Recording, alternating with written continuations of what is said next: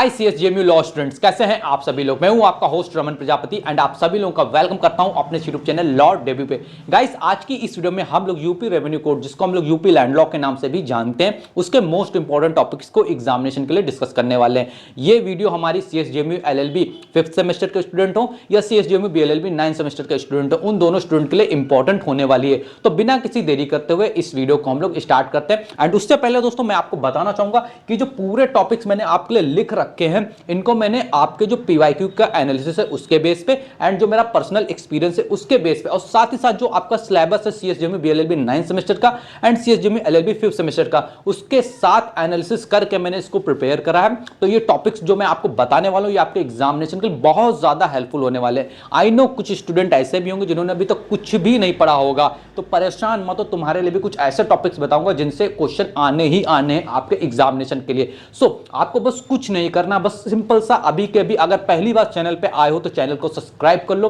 Because CSJMU LLB BLLB से related जितनी भी अपडेट्स हैं आपको इसी चैनल पे मिलती हैं। तो फटाफट से देरी ना करते हुए चैनल को सब्सक्राइब जरूर कर लीजिएगा। और चलिए अब इसी के साथ में हम लोग स्टार्ट करते हैं इस सीरीज को, एंड जिसमें मैं आपको बताने वाला हूं लैंड लॉ से रिलेटेड इंपॉर्टेंट टॉपिक्स। आपका हालांकि जो आपका जूरिस्प्रूडेंस का टॉपिक था, जेंडर जस्टिस के जो इंपॉर्टेंट टॉपिक्स थे एंड ह्यूमन राइट्स के जो इंपॉर्टेंट टॉपिक्स है, वो ऑलरेडी मैंने आपके अपलोड कर दिए हैं। तो आपने अगर अभी तक नहीं देखा तो उसकी लिंक डिस्क्रिप्शन में मिल जाएगी, अदरवाइज आप चैनल पर जाके भी सर्च आउट कर सकते हैं। तो सबसे पहले मैंने एक पार्ट ए और पार्ट बी मैंने यहां पे डिवाइड कर दिया, आप लोग देख सकते हैं। पार्ट ए में जितने भी हमारे लॉन्ग से रिलेटेड टॉपिक्स हैं उनकी बात करेंगे, जो कि बहुत इंपॉर्टेंट, जिसमें आपके 60 मार्क्स आपके आ जाते हैं। तो ये टॉपिक्स आपके 60 मार्क्स कवर अप करेंगे। इसके बाद जो हमारा पार्ट बी है, ये आपके 40 मार्क्स के, जिसमें आपके शॉर्ट क्वेश्चन जिससे बन सकते हैं उनको मैंने अलग डिवाइड कर दिया। तो इन शॉर्ट आप इन टॉपिक्स को पढ़ें और अच्छे मार्क्स स्कोर करें। एंड जितने भी लोग कह रहे थे कि लैंड लॉ में फेल हो जाओगे, बैक लग जाएगी या हमें कुछ नहीं आता, तो बस इस वीडियो को देखने के बाद सारे डाउट्स मैं आपके क्लियर कर दूंगा। ओके, कोई डाउट्स आपके नहीं रह जाएंगे। तो देखो, एक इंपॉर्टेंट डिस्क्लेमर देना बहुत जरूरी। देखो, जब मैंने ये लैंड लॉ का पेपर दिया था सीएसजेएमयू में, तब भी यूपी रेवेन्यू कोड एग्जिस्टेंस में था, बट उसमें क्वेश्चन हमारे ओल्ड जो लॉज आते थे, UP zamindari and abolition act वगैरह, जो पुराने लॉज थे उनसे पूछे जाते थे। बट अब देखा जा रहा है कि अब जो नए लॉज थे उन्हीं से पूछे जा रहे हैं। तो मैं जितने भी टॉपिक्स आपको बताने वाला हूं वो आपके यूपी रेवेन्यू कोड 2006 से रिलेटेड आपको बताने वाला हूं, प्लस जो आपके दो एक्ट अभी भी जिंदा रह गए हैं, UP consolidation of land holding act या लैंड एंड इसके साथ UP imposition of selling of on land holding act 1961। ये जो टॉपिक्स रह गए, इन्हीं 3 एक्ट से रिलेटेड आपको मैं इंपॉर्टेंट टॉपिक्स आपके यूपी लैंड लॉ के थ्रू बताने वाला। तो ये चीज मेरे को क्लियर करनी बहुत ज्यादा जरूरी है। तो चलिए अब बिना किसी देरी करते हुए स्टार्ट करते हैं हमारे मोस्ट इंपॉर्टेंट टॉपिक की तरफ, जो कि पहला टॉपिक है एंड जिससे आपका लॉन्ग क्वेश्चन आने के बहुत ज्यादा चांसेस हैं, that is land tenure system, भूमि अधिकार प्रणाली जिसको हम लोग कहते हैं। यानी आपका जो लैंड लॉ था यूपी का, जो पुराने लॉ थे जो आपके अंग्रेजों के समय से चलते हुए आ रहे थे, उससे पहले क्या था क्या नहीं था, तो उसकी हिस्ट्री एंड डेवलपमेंट। हिस्ट्री में आप बता सकते हैं कि क्या क्या अत्याचार हो रहे थे, क्यों ये लॉज आए। डेवलपमेंट में आप बता सकते हैं कि आपका यूपी रेवेन्यू कोड आया, जमींदारी एबॉल्यूशन एक्ट आया, उसको हटाया गया, ये वो। ऑलरेडी मैंने आपको जो इसका हिस्ट्री था यूपी रेवेन्यू कोड 2006 का, ऑलरेडी मैंने यूट्यूब पे अपलोड कर रखा है, तो आप लोग वहां से जाके देख लेना। ये आपका एक लॉन्ग का क्वेश्चन 15 नंबर का आ सकता है, बहुत हाई चांसेस हैं इसके आने के, तो इसको बिल्कुल भी मिस मत करना, बिल्कुल भी मिस मत करना। देन इसके बाद एक और मोस्ट इंपॉर्टेंट टॉपिक आपका आ रहा है, जहां से आपका लॉन्ग क्वेश्चन आना ही आना है, मान के चलिए लॉन्ग एंड शॉर्ट दोनों आ सकता है। कैसे? आपका जो यूपी रेवेन्यू कोड 2006 है, उसका एम और ऑब्जेक्टिव, लक्ष्य और उद्देश्य, ये क्वेश्चन आपका लॉन्ग में या शॉर्ट में आपको कहीं ना कहीं तो देखने को मिलेगा, या तो एम ऑब्जेक्टिव, लक्ष्य उद्देश्य जिसको हम लोग कहते हैं। देन इसके बाद आपका जो साइलेंट फीचर है, जिसको हम कहते हैं प्रमुख विशेषताएं क्या है यूपी रेवेन्यू कोड की, तो ये आपका लॉन्ग में क्वेश्चन आ सकता है। That is very very important topic, ये आपके एग्जाम में आने के बहुत ज्यादा चांसेस हैं इसके, तो इसको आप लोग जरूर से जरूर करना।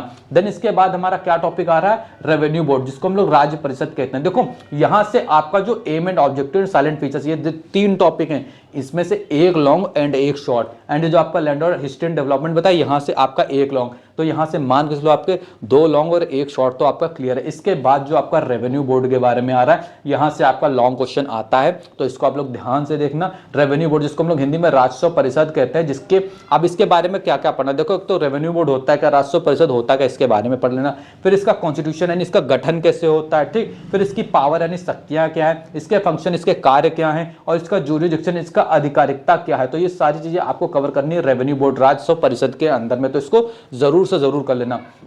देन इसके बाद आपका आता है पॉइंट नंबर 4 रेवेन्यू ऑफिसर, जिसको हम लोग क्या कहते हैं राजस्व अधिकारी। यहां से आपका एक शॉर्ट क्वेश्चन आपका आ सकता है एंड बहुत कम चांसेस होते हैं कि यहां से लॉन्ग है, बट हाँ अगेन शॉर्ट क्वेश्चन आपका आ सकता है। बट फिर भी मैंने इसको लॉन्ग में इसलिए रख दिया क्योंकि मुझे लगता है कि इस बार इससे लॉन्ग में क्वेश्चन आ सकता है, जिसमें आपको रेवेन्यू ऑफिसर क्या होता है, राजस्व अधिकारी का, तो ये पता करना है एंड इसकी पावर यानी शक्तियां और उसके फंक्शन यानी इसके कार्य क्या हैं ये आपको पता करना है। तो आई होप यहां तक आपको क्लियर हो गया होगा कि अभी तक आपको मैंने एक दो लॉन्ग, 2 से 3 लॉन्ग, ये सारे मैंने मोस्टली आपके लॉन्ग के क्वेश्चन है मान के चलिए, एंड इसमें क्या क्या पढ़ना है मैंने आपको ये भी बता दिया है। एंड आप इतना करके जाएंगे, मान के चलिए आप 15 यानी मान के चलिए आप 35 to 40 मार्क्स इसी से स्कोर कर देंगे। 35 to 40 मार्क्स, आपके 40 मार्क्स तो यहाँ से आ सकते हैं इतने से, मुझे ऐसा लगता है पर्सनली, मैं अपने एक्सपीरियंस के बेस पे बता रहा हूँ। अब यहाँ से कुछ क्वेश्चन में बहुत इंपॉर्टेंट आपके लिए लेके आने वाला हूँ, जहाँ से मुझे भी लगता है श्योर शॉर्ट क्वेश्चन आपके आ सकते हैं। ये जो मैंने आपको क्वेश्चन बताए, मेजरली जो क्वेश्चन में बताए, ये आपके जो सेक्शन बी में लॉन्ग आते हैं वहां से आते हैं। अब जो सेक्शन सी में लॉन्ग आ सकते हैं वहां की बात कर लेते हैं,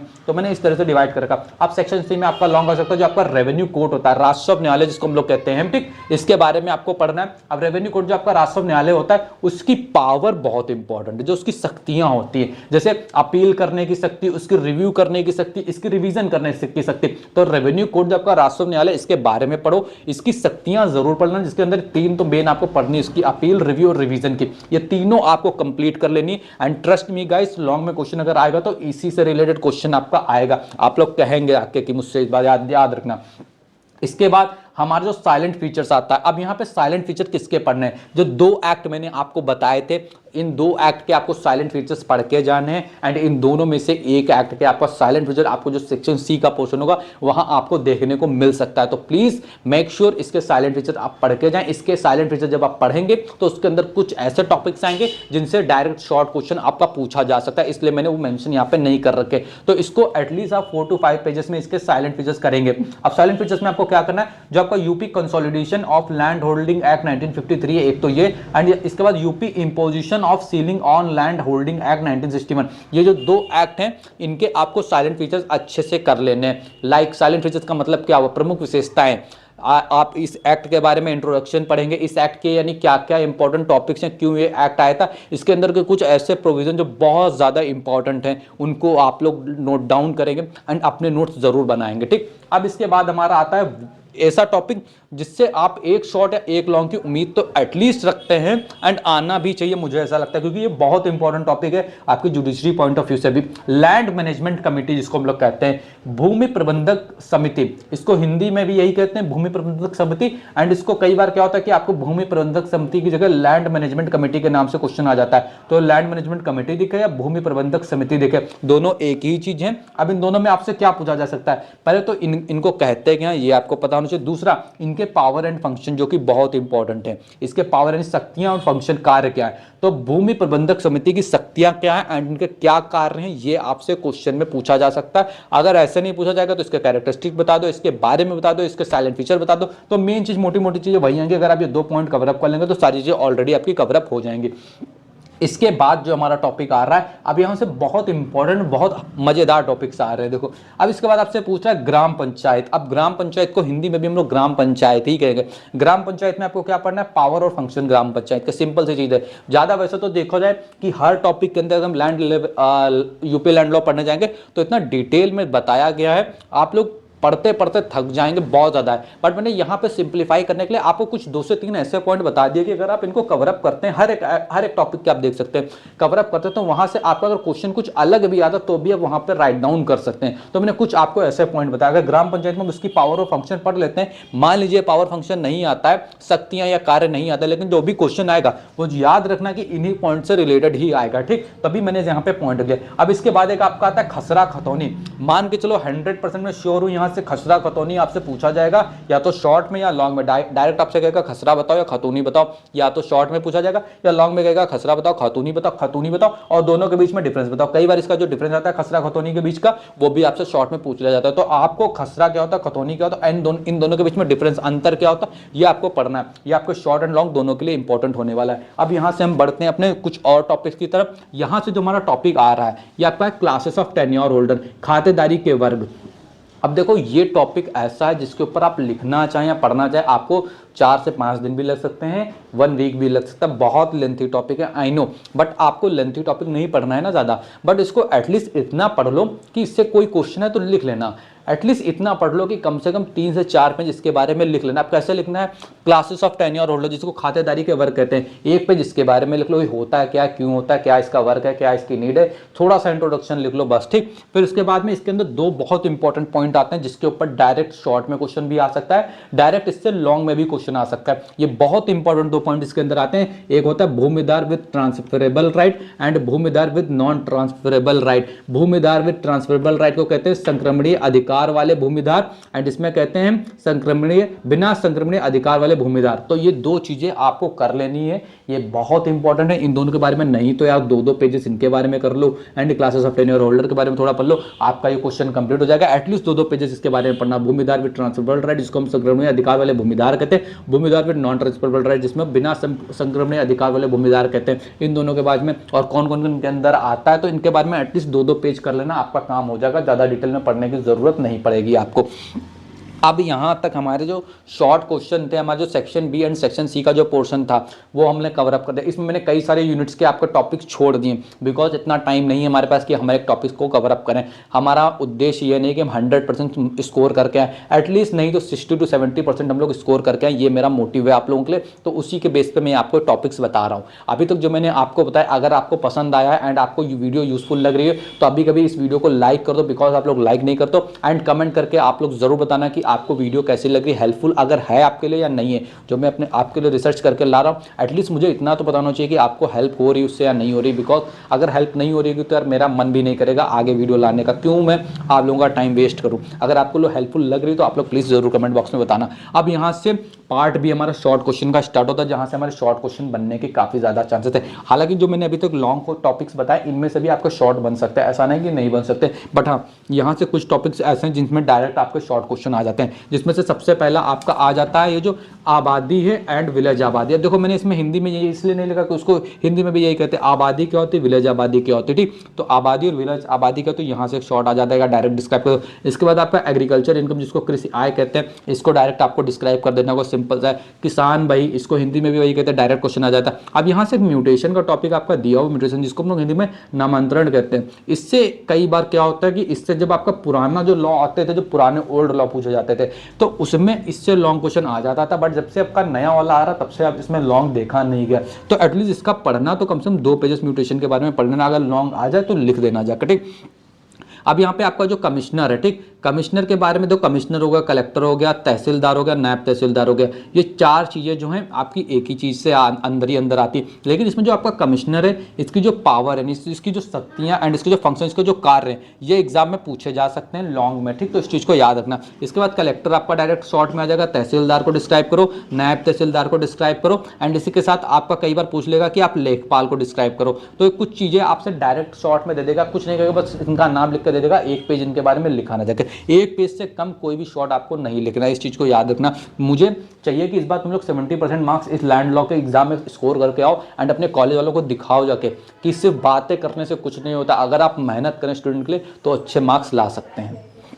अब यहाँ पे मैं आपको बताने वाला और टॉपिक्स, ग्राम फंड के बारे में, ग्राम निधि जिसको हम लोग कहते हैं, इसको आपको कर लेना डायरेक्ट। अब यहाँ पे एक सरेंडर है, एक है एब्डोनमेंट जिसको हम लोग समर्पण और परित्याग कहते हैं। इन दोनों के बीच में आपको डिफरेंस कर लेना है, इन दोनों के बीच में, एंड इन दोनों के एसेंशियल एलिमेंट भी कर लेने, साइलेंट फीचर जो भी आप लोग कहते हैं, बिकॉज इनसे आपका लॉन्ग क्वेश्चन आ जाता है, कई बार आ जाता है, सरेंडर से भी एंड एब्डोनमेंट से भी, लेकिन बहुत कम चांसेस होते हैं। हालांकि इसको 1 पेज इसके बारे में तैयार कर लेना, क्या होता है 1 पेज इसके बारे में शॉर्ट तो तैयार करोगे ही, दोनों के बीच में एक बार डिफरेंस देख लेना एंड थोड़े थोड़े एसेंशियल एलिमेंट 4 से पॉइंट लिख लेना, तो आपका ऑलरेडी तैयार हो जाएगा। ज्यादा डिटेल में इसको नहीं पढ़ना है क्योंकि मैंने मेजॉरिटी ऑफ द जो आपके लॉन्ग आएंगे वो आपको मैंने बता ही दिए, ठीक। लेकिन हालांकि कर लेना, बैकअप के लिए सही रहेगा, ज्यादा इसको डिटेल में फिर भी नहीं पढ़ना।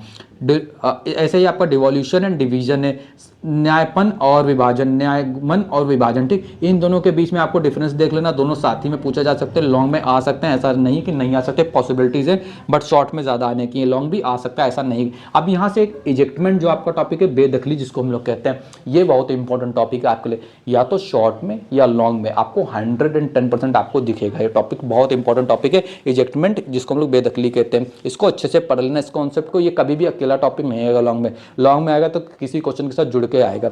इसके बाद डिक्लेरेशन ऑफ सूट है आपका, घोषणात्मक वाद, ये आपका शॉर्ट में आ सकता है। असामी आपका शॉर्ट में आ सकता है। लेखपाल आपका शॉर्ट में आ सकता है। सक्सेशन आपका शॉर्ट में आ सकता है। ग्रुप लैंड आपका बाग भूमि, ये आपके शॉर्ट में आ सकते हैं। तो अभी तक मैंने जो आपके शॉर्ट के टॉपिक थे एंड लॉन्ग के टॉपिक के दोनों आपको बता दिए हैं। एंड अब आपको नेक्स्ट किस टॉपिक की वीडियो चाहिए आप लोग प्लीज़ कमेंट डाउन जरूर करना। एंड ये वीडियो कैसे लगी अपने फ्रेंड्स के साथ जरूर शेयर करें। एंड मेरी एक चीज़ बस मान जाना तुम लोग यार, इस वीडियो को कहीं नहीं तो अपने कॉलेज के प्रोफेसर्स के साथ जरूर भेज देना। एटलीस्ट उनको यानी इतना तो यानी आए मोटिवेशन की अपने स्टूडेंट की कैसे हेल्प करते हैं, अपने स्टूडेंट की कैसे मदद करिए। बिकॉज बताने से कुछ नहीं होता। कई स्टूडेंट के एग्जाम बर्बाद हुए किस चक्कर में, मैं आपको पर्सनल बता रहा हूँ। कई स्टूडेंट के एग्जाम बर्बाद हुए लैंड लॉ के बैक आई, क्यों? क्योंकि कॉलेज के प्रोफेसर्स उनको बताते ही नहीं थे कि आपको ओल्ड लॉ पढ़ना है या न्यू लॉ पढ़ना है, आपको रेवेन्यू कोड पढ़ना है या जो ओल्ड लॉज आ रहे हैं वो पढ़ने। कई लोगों ने क्या करा, मैंने भी क्या करा था, मैं आपको बता रहा हूँ छोटी सी कहानी। मैंने अपने यूपी रेवेन्यू कोड 2006 एग्जाम से 2 दिन पहले तक, 1 दिन पहले तक सिर्फ रेवेन्यू कोड 2006 पढ़ा। बाद में मुझे पता चलता है कि भाई उसमें तो भाई ओल्ड लॉज आ नहीं, ये आएगा ही नहीं आएगा। फिर मैंने 1 दिन में बैठ के सारे लॉज खत्म करे थे जो ओल्ड वाले थे, तब जाके मेरे मार्क्स आए थे। 1 दिन में मैंने खत्म करे थे। तो कई सारी मिस्टेक्स होती हैं जो कोई बताने वाला नहीं होता है। हालांकि यहाँ पे मैं हूँ तो मैं तो आपके साथ शेयर आउट करूंगा जो भी आपकी प्रॉब्लम है, बट एटलीस्ट इस वीडियो को अपने कॉलेज के स्टूडेंट के साथ, कॉलेज के प्रोफेसर के साथ, जो कॉलेज के ग्रुप से वहां तक इस वीडियो को ज़्यादा से ज़्यादा शेयर आउट जरूर करना। एंड अगर वीडियो अच्छी लगी तो लाइक जरूर कर देना। अभी के लिए बस इतना ही। थैंक यू सो मच दोस्तों, वीडियो देखने के लिए बहुत बहुत धन्यवाद। नेक्स्ट किस चीज़ पर वीडियो चाहिए कमेंट डाउन